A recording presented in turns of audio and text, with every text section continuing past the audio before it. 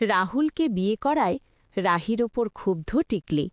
হ্যাঁ বন্ধুরা, শুধু তোমারই জন্য আজকের পর্বে আমরা এমনটাই দেখতে পাব। রাহি আর টিকলি দুই বোনের সম্পর্ক ছিল খুব গভীর। রাহি বড়, শান্ত স্বভাবের, আর টিকলি ছোট, স্বপ্নবাজ আর একটু জেদি। টিকলির জীবনে সবচেয়ে বড় স্বপ্ন ছিল বিদেশে গিয়ে নিজের কেরিয়ার গড়া।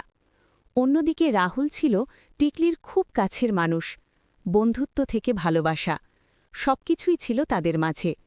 কিন্তু হঠাৎ করে সবকিছু বদলে যায়। পারিবারিক চাপে পড়ে রাহিকে বিয়ে করতে হয় রাহুলকে। পরিবারের মান সম্মান রক্ষা করতে রাহি রাজি হয়, যদিও সে জানত এই সিদ্ধান্ত টিকলিকে ভীষণ কষ্ট দেবে।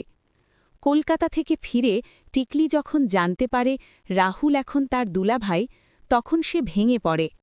তার মনে হয় নিজের বোনই তার ভালোবাসা কেড়ে নিয়েছে। রাগ আর অভিমানে সে রাহির সাথে কথা বলা বন্ধ করে দেয়। একদিন সবার সামনে সে রাহিকে অপমান করে বসে। তুই আমার জীবনটা নষ্ট করে দিলি। রাহি চুপ করে সব শোনে। তার চোখে পানি চলে আসে, কিন্তু সে কিছু বলে না। পরে এক রাতে টিকলি হঠাৎ শুনে ফেলে রাহি আর মায়ের কথা। রাহি বলছিল, আমি জানি টিকলি আমাকে ভুল বুঝছে, কিন্তু ওর স্বপ্নটা ভেঙে যাক এটা আমি চাইনি। শুধু পরিবারের জন্যই এই বিয়ে। সত্যিটা জানতে পেরে টিকলির মনটা কেঁপে ওঠে। সে বুঝতে পারে রাহি নিজের সুখ ত্যাগ করে পরিবারের জন্য এই সিদ্ধান্ত নিয়েছে। পরদিন সকালে টিকলি চলে যায় বাড়ি থেকে একটা চিঠি লিখে, ভালো থাকিস দিভাই, রাহুলকে নিয়ে।